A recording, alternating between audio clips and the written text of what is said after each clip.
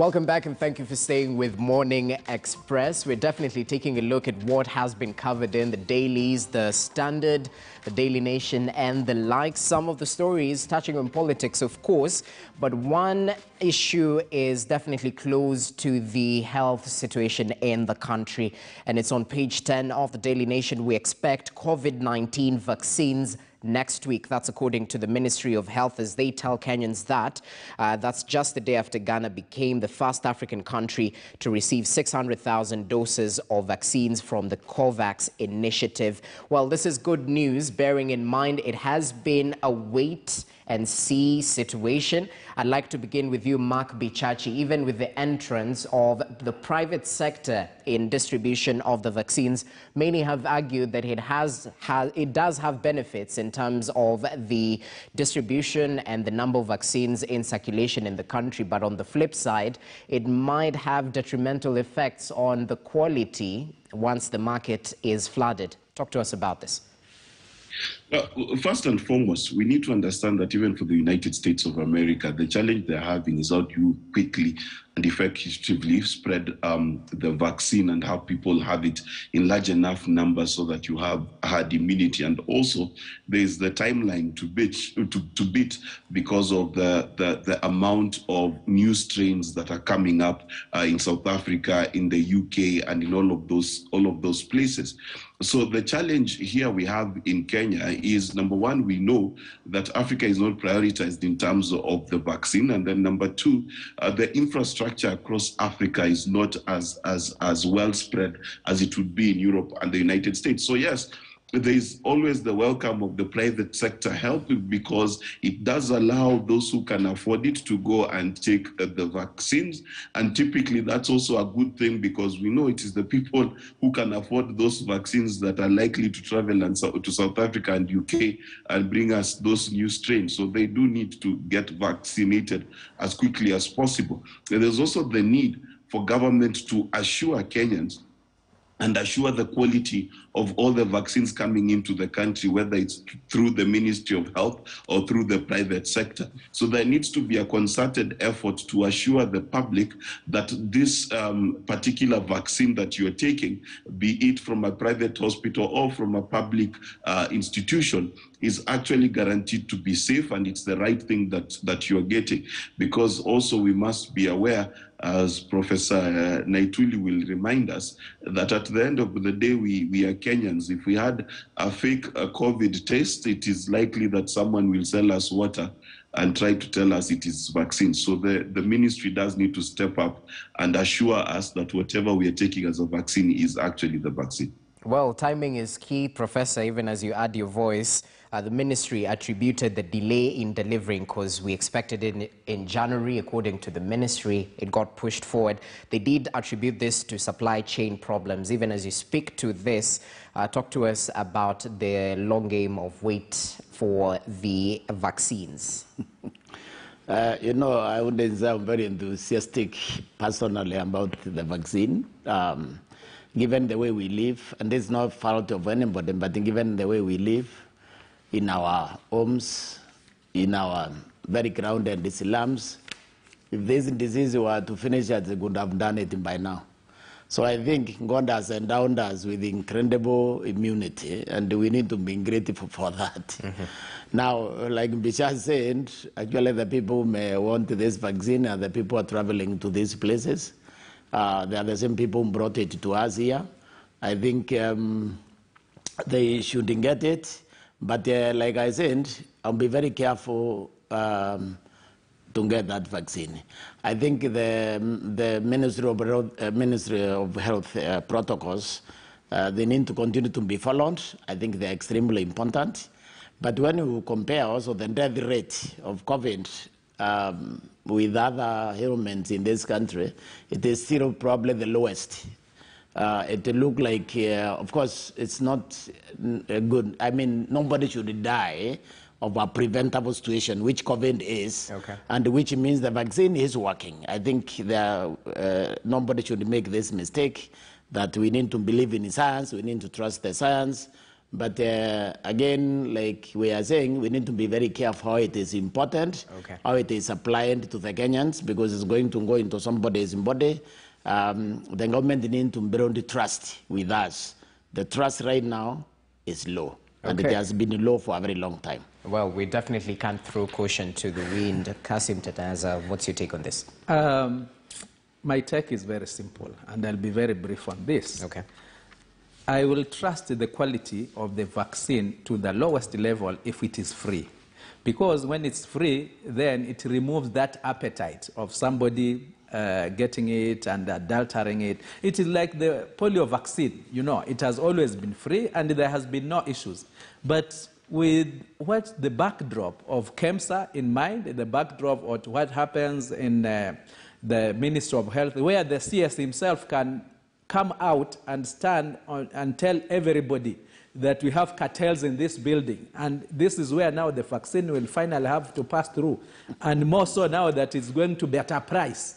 This is going to create a lot of appetite of people to mess up with this vaccine. That is my take. Okay. But if the government can make this vaccine free, in any case, to me, I think the people who need most are the people who are in the overcrowded areas, if we are to believe in science, that social distancing is a factor. It's not those who stay in Runda and Matatu drivers. Yeah, it's those people. And these are the same people who cannot afford this vaccine. So my prayer is, I believe even from where I sit in Parliament, we are able to prioritize and give more budgetary allocation for that purpose.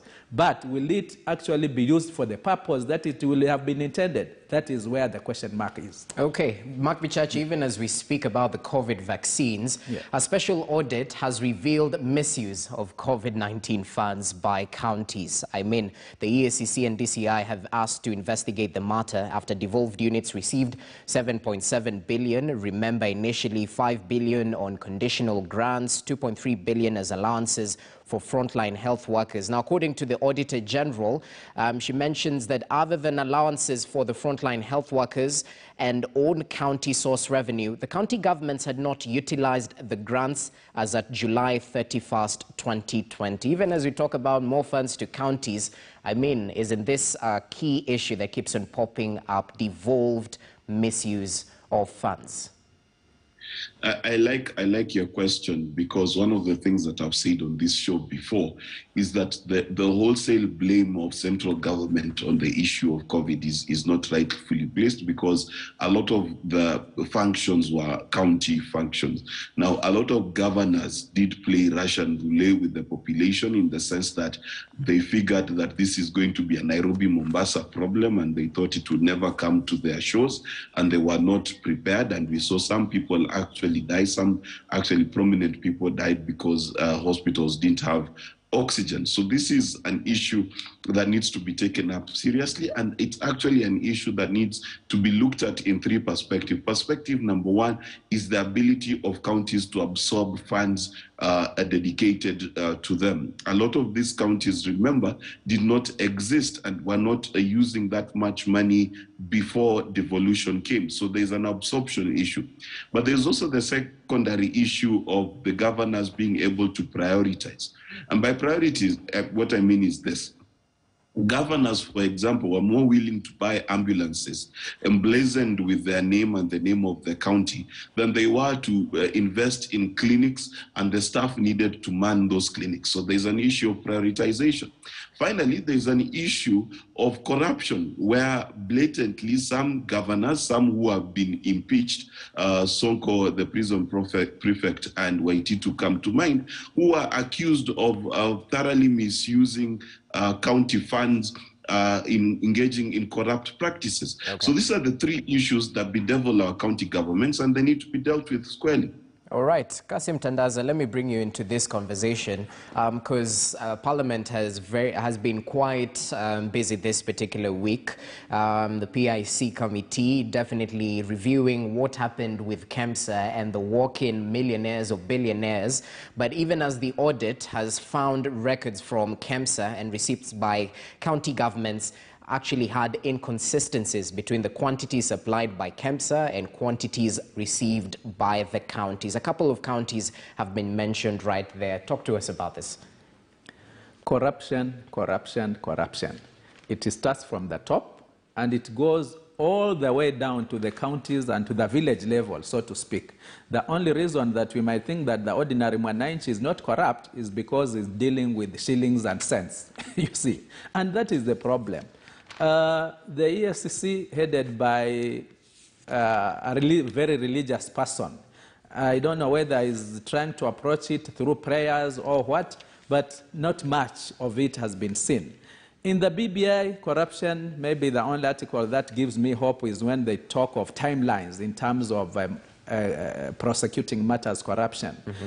From the parliament, I wish the other organs of the government are as efficient as the departmental committees, the way they work. We do reports, we've indicated that this is the way to go, but nothing happens. And even when it happens, it's more like cosmetic or just plain to the public. But we've seen cases where we know that money has been lost. Even the ordinary mwananchi, you don't need an investigator for this matter, but nothing happens. And it will go on, die, another scandal comes up, and it goes like that. So, to me, I have always put it squarely on the CEO of this country, the head of state. If he wants to stop corruption, it can. If he wants us to continue the way it is, it will continue. And on this matter, I'm not even very optimistic in the way it's even being handled currently in the BBI. It's like it's a monster that we say probably we need to live with it. But at the expense of the ordinary mwananchi actually who suffers, because it's the same person who will depend on that dispensary to get the proper medication. He can't afford to go to Mombasa Hospital or Aga Khan, but he goes there, nothing. The staff, they are not there. And the money actually initially is allocated, but it doesn't reach where it's supposed to be. Okay. Yeah. Well, there's a grim reality of the times we live in. Yeah. Professor, as you add your voice on this, I mean, we're critical of devolved corruption, but I mean, the central government is definitely in the spotlight in terms of misappropriation of public funds as well. Add your voice on this. Well, what we have done as a country is to legalize evil and make it more palatable. That's why we call it corruption. And it has now become actually normal. I mean, when you begin to see military officers being held to court for bribery in recruitment, then you know the country is dead, because you are relying on that person to go and protect us, but that person bought the seat.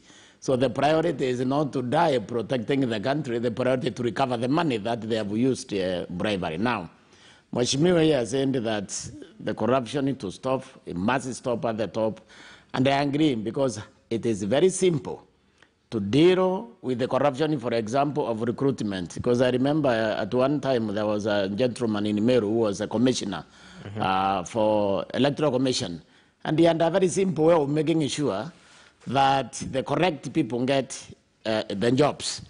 He was listing the people who have been appointed and putting on the wall for everybody to see and to contest, and give the timeline on which you can now dispute one individual, either on qualification or on any other ground.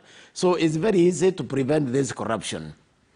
But nobody wants to prevent it because it has become part of it, and we have sanitized it. And in fact, this is theft. These people are thieves, but we use the word corruption because it sounds better. It protects the image of these crooks. And therefore, we have made this our culture. We need to dismantle this culture, whether someday we will get Jerry Rawlings. I don't know, but you know what Jerry Rawlings did?